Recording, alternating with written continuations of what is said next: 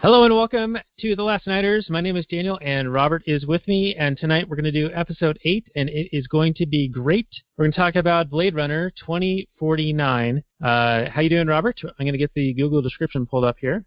Fantastic. This is a long-vaunted remake of a sci-fi classic that didn't do very well at the box office, and it's not too much of a mystery why. I mean, the production values are really super high, but watching it does seem like stepping into the past when sci-fi movies were long and ponderous and slow and really get you into the atmosphere. I mean, that's one thing this movie does really well is world building and set design and all that sort of thing. But it is fairly mercurial in its pacing.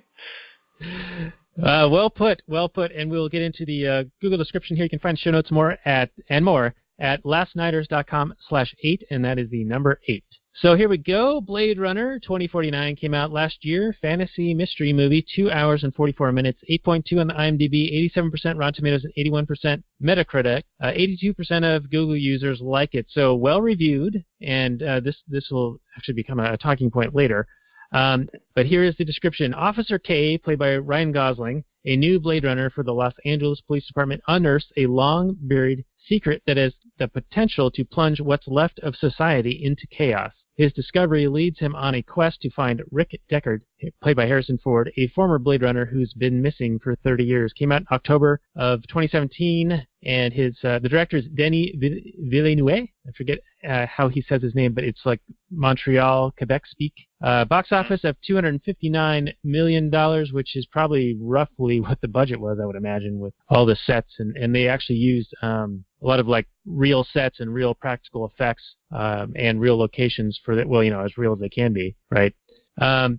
So let's get into this a little bit. What is your take on the Google description? I know it doesn't say a whole lot, doesn't give away much, but what do you think? Yeah, the Google description is fine. Interesting that they said it was a new recruit sort of a guy. I didn't get that feel. I got the feel that he's more of a veteran guy. He didn't seem like he didn't know what he was doing. He always seemed like he was well established.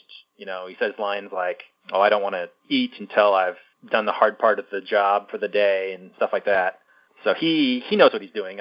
That's a weird line, but other than that, it's fine. Yeah, it certainly doesn't say much about the movie. It just kind of sets it up as an updated follow-up to the original, and I think that's really all it needs to say. I think that there was a lot of build-up to this because it's a property that is well followed and respected. Like, people look back fondly upon the original and the various versions that have come out, and everyone has their favorite and their least favorite, and that's always something that drives interest in something when there's something to hate. Looking at you, Star Wars universe. So I think they were trying to go on the making a movie that was speaking to the fans, the fan base of the original, and they were expecting that the turnout would be better. And I mean, they really went all out as far as the craft in this film, just like you were saying at the very open of this. Like, they went above and beyond to try to make a very true to form style of the sci-fi film noir that the original did so well back in 1982. Indeed, absolutely. Now, allow me to talk about just how weird this movie is. This movie, I'm not going to comment on the original Blade Runner because, like you said, there are like 50 versions, and who knows what the actual story is in that movie. But in this movie, our protagonist is a slave hunter. It's like you're watching the movie 12 Years a Slave, and you're like, oh yeah, it's a powerful movie. And you're going, but I wonder what the story would have been like from the position of the whip-holding, dog-leashed slave master who's chasing after the slaves, the escaped slaves, and then hunting them down and murdering them. I'm sure that's a real whip-snacking, cracking story. And then you turn that into your protagonist, and then he never really makes a mistake. So all the audience is left to identify with him as is the Pinocchio version of the story, or the Pinocchio influence, where he wants to be a real boy and be a real human, just like his hologram girlfriend wants to be a real girl for him. So it's a weird tale trying to identify with this slave hunter as a protagonist who hunts down and murders escaped runaway slaves. This is your protagonist. But it kind of worked. Worked. He also is a slave himself, right? He's just programmed to obey. Yes, he's programmed to obey, but that leads to a deeper question. I mean, are we talking about people with their own will, or are we talking about robots that are programmed to obey? I mean, it says in the opening crawl that replicants are by engineered humans. Their enhanced strength, because they can repair themselves, made them ideal slave labor. Then there was a series of violent rebellions, so people that weren't programmed to obey. And then they created a new line, and so he's one of these new lines. But he, I assume, he voluntarily works for this police force, right? He has a job. He's a cop. That's his profession. He could quit, couldn't he? I don't know, man. That's questionable. I don't know if he could quit, because he is one of the new breed, and he even says to his lieutenant that when she questions him and says, "Are you disobeying a direct order, or are you disobeying me?" And he said, "I didn't know that was an option, madam." Mm-hmm. And then also they do the baseline test, which is very similar to the style of test they were doing in Blade Runner, the original, to determine whether somebody was one of these replicants or not. And speaking of the opening crawl, the info at the beginning, smallest type font ever. I mean, man, it was so hard to read that. We're trying to watch this on an iPad the other night, and I had to pause it and put that thing close up to my 40-year-old eyes and just try to read it. Okay, old man. Just embarrassing. I guess that's one of the benefits if you go and see a movie on the big screen, right? The tiny little crawl is actually legible. But yeah, I digress. I do think that when he kills Sapper, Sapper's questioning him oh, what's it like being the hunting your own kind and killing your own kind, working for being a skin job, working for the humans, doing their dirty work. And so when you talk about this slave context, I think that he also was one, and so it's similar to if it were a slave master.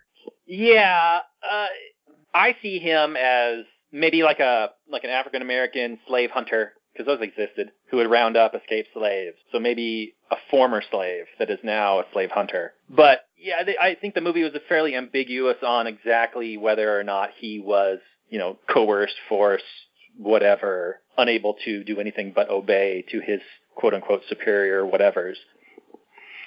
Well, they do have the baseline test, because if he does display emotion, then that means that he is no longer going to obey them. And when he does fail that test, his lieutenant gives him an escape and says, "You've got 48 hours before they hunt you down and kill you." So that doesn't sound very voluntary to me. Sure, but is this in the context of his employment? Or is his employment, he's forced to work? None of this is really that clear. So, is it like joining the military, where once you join, you can't leave? Or was he placed in this position and forced to do it? Yeah, you're right. There's not a whole lot of backstory on that portion of it, though it does seem like there's a scene where they're talking about an order, to purchase replicants. And so it sounds like if you have a job and you want to hire replicants to do it, then you place an order with this Wallace company and you get the replicants. So I could surmise that perhaps that's how he came into this job. So it really was like a slave auction, if you will, in that respect. And so he didn't really have a choice in taking on this job or not. And then once he failed his baseline test, they were going to terminate him. Okay, so he was bought by the cops and then employed by them. So he's also given a job because he has an apartment and a girlfriend, and he buys things with currency. Right, and they tell him he can pick up his bonus, so he is being paid. Right, and he has a certain amount of autonomy and sort of things like that. Anyway, it's all kind of murky. I think you're making good inferences here, but none of that was directly spelled out. Right. Let's talk about. First of all, I want to say yes, the direction, otherwise slow, was quite beautiful. Just the scenery, the cinematography, the acting was all really good. I liked the goose guy. I really liked his hologram girl. Even Leto as this weird, blind, crazy dude was, decent. Ford was good. What did you think of the acting in general? I thought it was pretty good. I think that Gosling is one of those guys that kind of has this vacant look in his eyes, kind of all the time. And so it's hard to read too much about what's going on with him. I only really know him from The Notebook, oddly enough, and that's like one of those older movies at this point, like a decade old. Is he a bit of a heartthrob type? He was in that La La Land movie, so I think he's a bit of a heartthrob type, but I don't really know. I don't read the tabloids. Yeah, so I don't know. I didn't see La La Land either. I was a little bit sad to not see Harrison Ford, Han Solo, until like the third act. Mm-hmm. So it did take a while to get to him because I had read some of the reviews that said, oh, Harrison Ford delivers a powerful performance. He's not just window dressing, Right. I mean, yeah. I thought he did well with what he had, I thought, but he's always solid in most everything he does. But he wasn't really get a lot of screen time. Yeah, that's true. Now, I do want to take us back to the beginning of the movie because there was a moment that really bothered me, and that is when he goes into the opening scene where he goes to the worm farm and he enters the house. No knock, no warrant, no nothing. I mean, sure. 2049, maybe that's where we get to. Sure. But I mean, if we're not there already, but he's in there waiting for Sapper, and he's like, "Are you a cop?" Like that's his question 5. Right. Not, "Hey, what the fuck are you doing in my house?" Oh yeah, the first one is like, "Oh, I'm sorry, I drug some dirt in here or whatever." Right. Yeah, it seemed like a weird thing to say, but okay. Yeah, I don't mind dirt. I do mind people coming in here to try and kidnap and kill me, though. I mean, if that's anything, if that's even on your radar or list of offenses. Right, yeah. Now, right after that, after he kills him, and then they discover that there's the bones under that dead tree that's being held up by some guide wires. He had found like a buttercup, little like yellow flower at the base of the tree. Mm-hmm. Do you know if that is supposed to be significant in any way? Yeah, not that I know of. It flew right past me. I mean, he made a point to pick it up or look at it and whatever, but I didn't know. Okay, because I don't recall it from the original Blade Runner, and from what I could tell, like pretty much all plant and animal life was dead in this environment, because this is post like a EMP style nuclear explosion over the Los Angeles area. That they call it the blackout, right? Yeah, where it knocked out all records, all electronics for 10 days. Something like that, and everything was like wiped as a result. It irradiated all of Las Vegas. Yeah, I wonder if the Las Vegas thing, it must have been a different nuclear issue, because there was a lot more destruction in Las Vegas. But if the bomb blew up over L.A., then I don't think that it would have affected Las Vegas in that way. I mean, they're not super far away, I guess, in that scale of things. But I wonder if that was more related to the replicant battles, like the war zones that were happening. And I'm sure you didn't see this, but there were some mini shorts or features related to this that were packaged with the DVD or whatever that demonstrate what happened in the intervening time between 2019 and 2049 in that 30-year period. So like when the blackout happened and when there were wars happening, like troops on the ground fighting each other, and it was discovered that the troops on both sides were just replicants fighting each other when both sides thought they were fighting humans. Like both replicant sides thought they were fighting humans. Fun. Yeah. Okay. Anyway, I'm taking this a little off track here, but it does bring up the crux of my big complaint with this movie. All right, let's hear it. My big complaint with this movie is the lack of proper building up of the stakes. And this is something that you talk about often when we're doing our analysis. Yeah.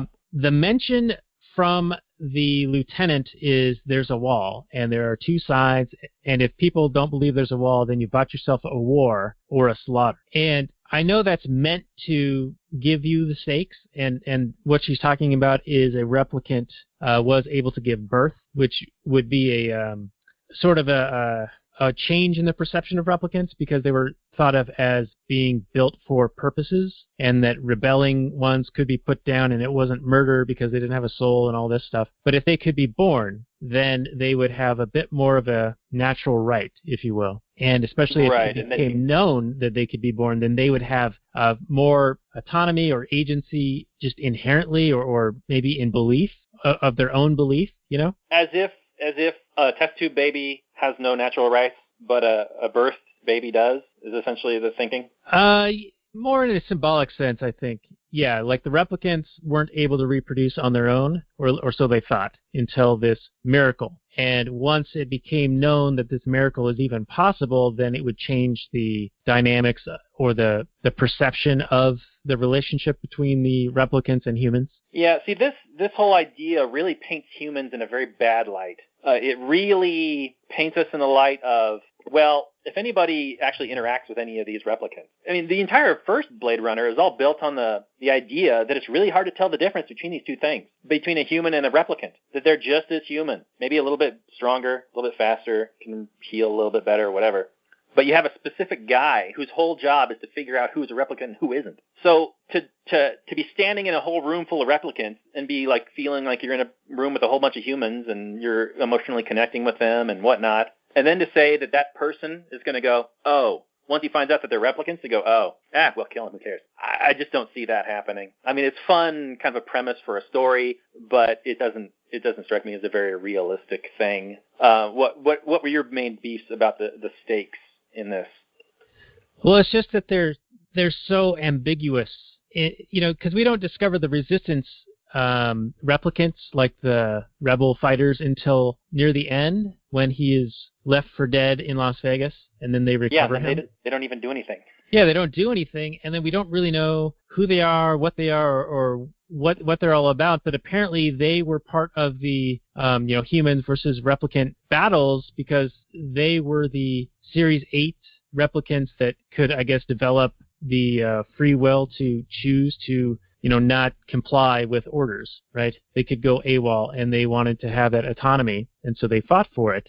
But I needed more of that overarching narrative to hold this movie together, because without that, the stakes seem much smaller. And I know that they were trying to make them seem bigger, but they didn't explain it well enough. And I know it's almost a 3-hour movie as is, but it really needed that, because there was plenty of brooding and pacing issues that, for the stylistic effect, I'm sure they wanted, but I mean, there was more story to be told in the time they had. Absolutely. I 100% agree, and it's one of my main gripes about this movie. I've got two main gripes, but follow up on your point, is because what does the protagonist actually accomplish in this movie? He sets up a family reunion. That's his big accomplishment. He finds the daughter to Deckard, and he gets the two together. And the cost of that is a whole bunch of people died. He killed a bunch of people. It doesn't seem like that would redeem my slave hunter, although there are issues about whether or not, he is voluntarily doing this or not.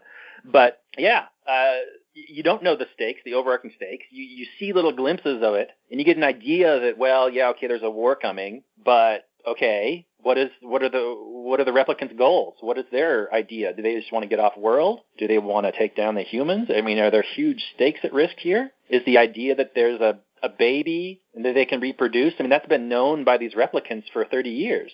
So what are they waiting for? Oh yeah, that's a good point. Yeah, the ones in the Resistance, the ones who did the conspiracy of shredding the records and initiating the blackout, right, to scramble the records, they knew about it. Yeah. So what do the actions of the protagonist have anything to do with that? Nothing. He doesn't affect the overarching big, deal plot at all. I mean, we got more to say about this, but I just want to ask you, speaking of the plot, did it work for you? Because it didn't necessarily work for me, because the entire plot of this movie is Jared Leto has this, planet-spanning corporation that goes to 9 planets, and he's got, slave colonies and whatnots and mines and things like that. And he can, grow replicants that are essentially human beings, but better human beings. But he doesn't have the technology to make it so that they can reproduce, because he wants to grow them. He wants them to give birth so that he can just multiply them that way. And then their entire stream of the movie is he's got this, lackey chick, killer robot girl. I saw her as Katinka from Zoolander. Yeah, pretty much. So she's hunting for this kid to be able to dissect it and find out the secrets of how it was born and that sort of thing. Are you telling me that this technology doesn't exist and he couldn't figure it out? He can figure out all these other things, but he can't figure out that? Did that work for you? Because that bugged me. No, that didn't work for me, but now it doesn't work even worse, because if the Resistance is fighting the humans and there's this underground and they know about replicants being born of replicants, wouldn't it be more plausible that this Neander Wallace guy would just hook up with those dudes and be like, hey, I want to be able to, birth replicants. Yeah, it seems like they have the same goals for the most part. All right, so before you get into your other one, here's another big thing that really bothered me, and that was when they dig up the bones of Rachel from the 1982 version. She had died during childbirth because she wasn't able to actually give birth. It was a cesarean. Why, oh why, when looking at the scalpel marks on the bone, does K enhance in this perfect exact spot where the serial number is showing up in the crack in the bone, like 1,000 times magnified? Are you fucking kidding me? But isn't that what happens in the original Blade Runner? Yeah, he's like looking at a photograph, and like there's a reflection in this corner, and he discovers it's the snake charmer girl. Right, but at least he knew to be looking for something. Kay in this movie, he's just looking at this bone, and he's just like, looking around.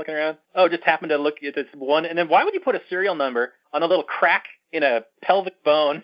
Super, super, super, super tiny? I don't know. Is that the standard place to imprint I don't know. Yeah, I mean, maybe it was like one of those like winks and nods to the fans. Like, oh, we know in the original, like, he does this ridiculous enhance, and finally sees the thing he's looking for. So we're going to do that again, but, totally impossibly. Yeah.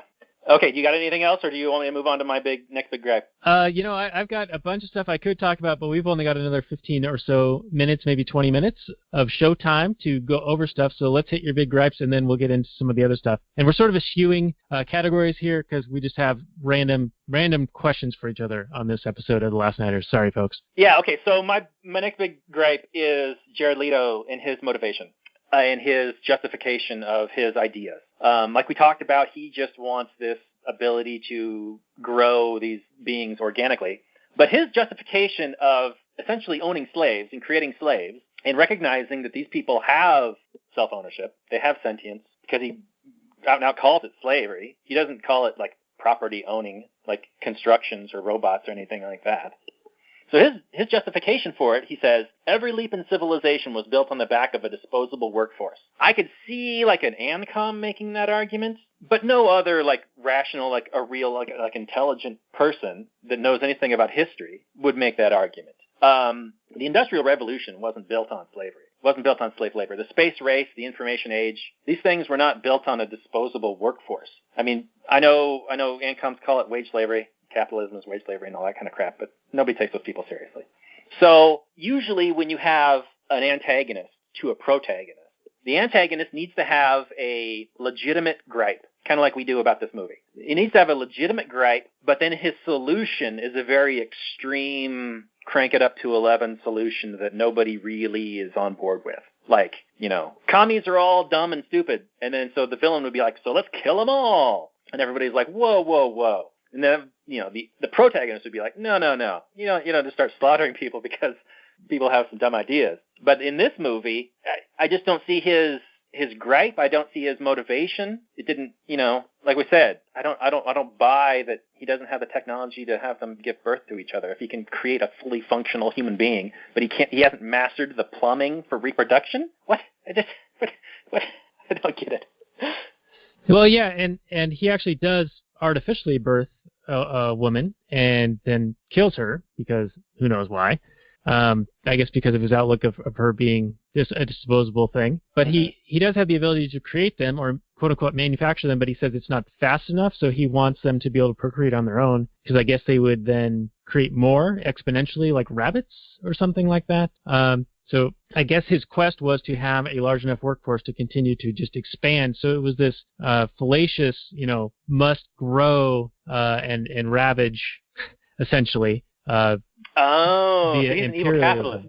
Okay.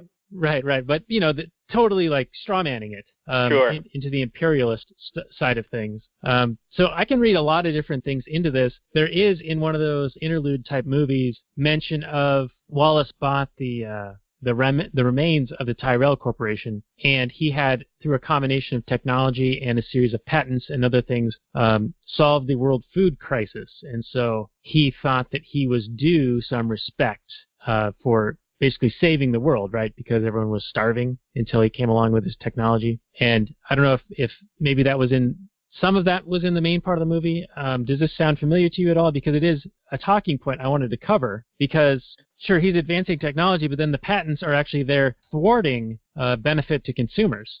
Yeah, just in the original crawl, the opening crawl, it says the collapse of ecosystems in the mid-2020s led to the rise of industrialist Neander Wallace, whose mastery of synthetic farming averted famine. And then he acquired the remains of the Tyrell Corporation and then created the new line of replicants who obey.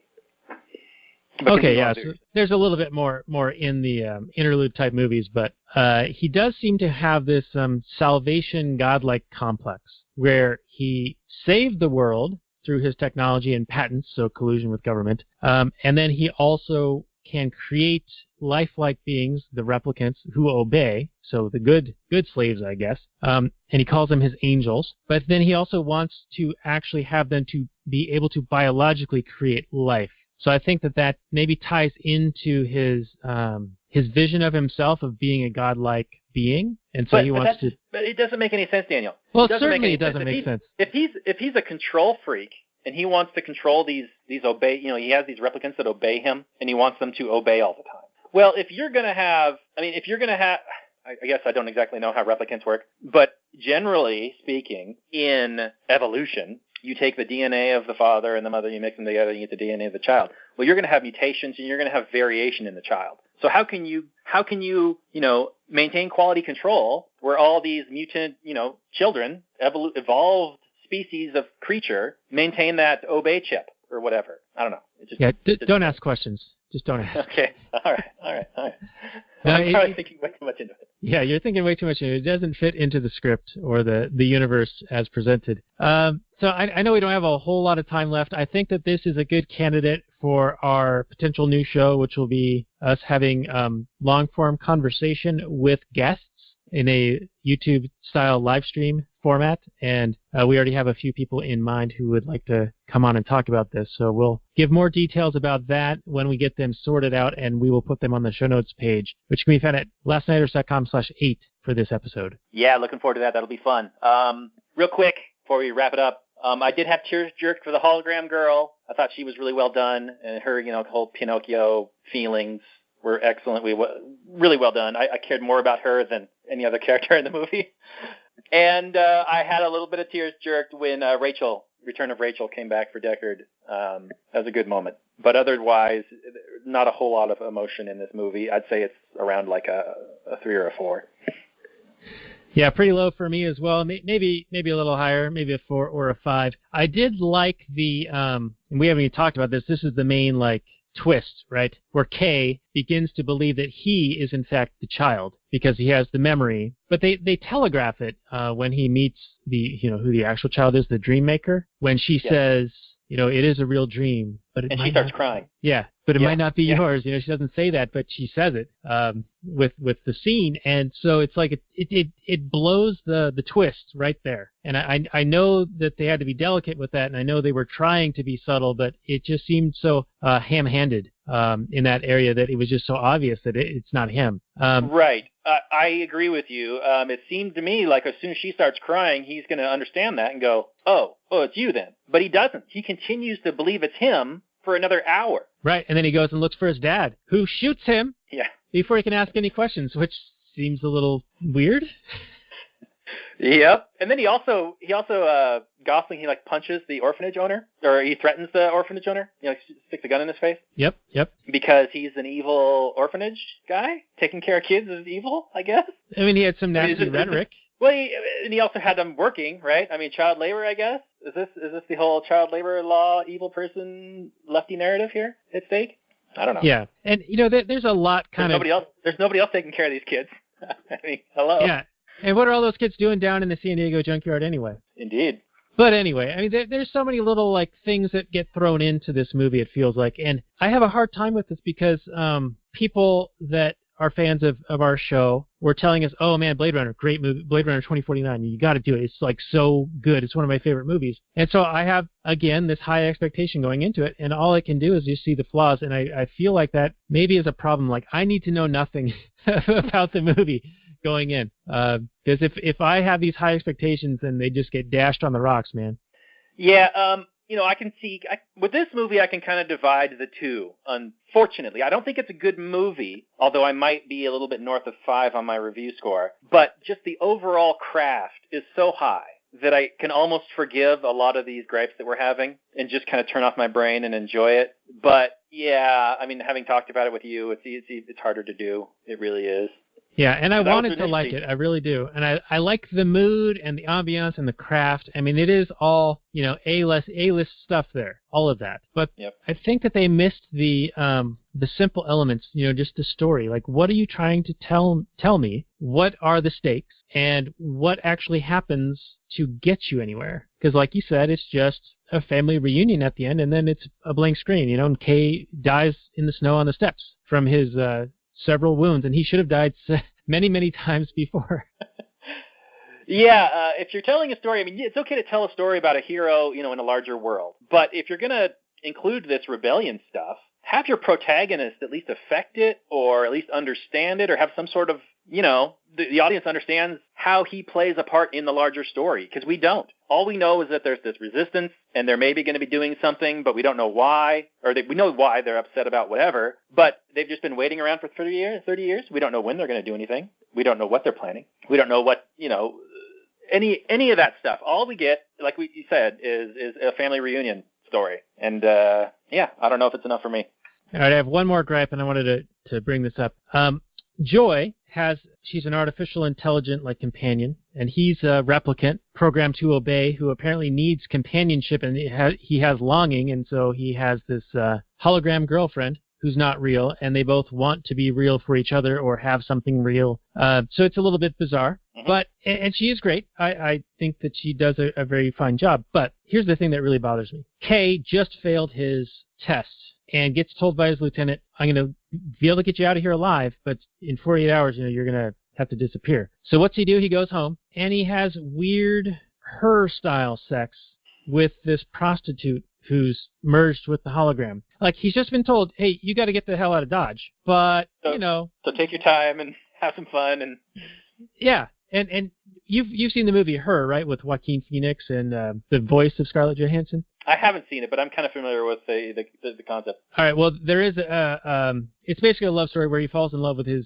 virtual assistant computer type, who is just a voice. And one of the things they try to do is have a physical, intimate relationship by inviting a prostitute in to act as a surrogate body for the operating system, the Scarlett Johansson.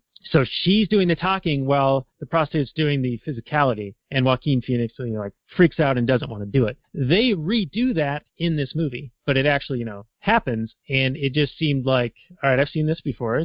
It's weird and awkward, and why is he not, getting out of town? But anyway, that was just another. Yeah. It seemed like the priorities weren't exactly straight there. I mean, maybe as I'm older, my priorities are different than they would have been at a younger age. I don't know. Well, yeah, and, a lot of this movie isn't very clear. Like, okay, so he's got 48 hours to get out of town. Does that mean he's safe? He has to get away from the LAPD, and then he can just live for free? Live, a free life? So why didn't he do that before? Or was he voluntarily choosing to be a slave hunter? These are just questions left up to endless speculation, and I kind of wanted, like you said, more stakes, more understanding of the world, more what's going on here. I need some clear, consequences to his actions and him making bold choices, like protagonists usually do. All right, well, I think we're at that point where we need to do our final summary and review. So I'll pass it over to you. Just toss it out there, your 4.5 or whatever it's going to be. All right, well, not to, there are positive things in this movie, like we said. And he does make some bold choices. I mean, after his girlfriend is killed, he does chase after the Harrison Ford character and rescue him at the, expense of his life, putting his own life in danger and that sort of thing. So he does make some heroic sacrifices and that stuff. I mean, the movie isn't completely in the wrong. So, yeah, I'm going to go with a 5.5. I think it's just slightly above a mediocre movie. If you're just judging it on craft and you want to turn your brain off, but slow plotting sci-fi, you're meant to think about it. This isn't a fun, jaunty romp action film. This is a slow, deliberate, really ponder what it's trying to say, what it means. What is this movie about? This is what you're supposed to be doing as an audience member, and I think that's where this one stumbles and falls. So for me, 5.5. I still recommend it. I think you should check it out, but I don't think this is a movie I'm going to go back to a whole bunch of times. All right, well said, and I tend to agree. I'm glad I saw it, but I don't think that I am going to go back and sit back and enjoy watching it unless I'm like in that mood, I guess, like sometimes you just kind of want to have something on that kind of has that like overall ambiance and that music and that feel. Like the original had the Vangelis music and had that tone kind of set throughout, and it has like this whole atmosphere around it that they attempted to replicate in this one. So I don't know. I think it is sort of a nod to fans, and I think that is why it didn't do so well at the box office, because the fan base just wasn't as wide or as big as a lot of the other properties out there, like the Marvel universe and Star Wars universe and other things, where they couldn't just, or even Transformers, where they couldn't just put something out and it'll make $1 billion.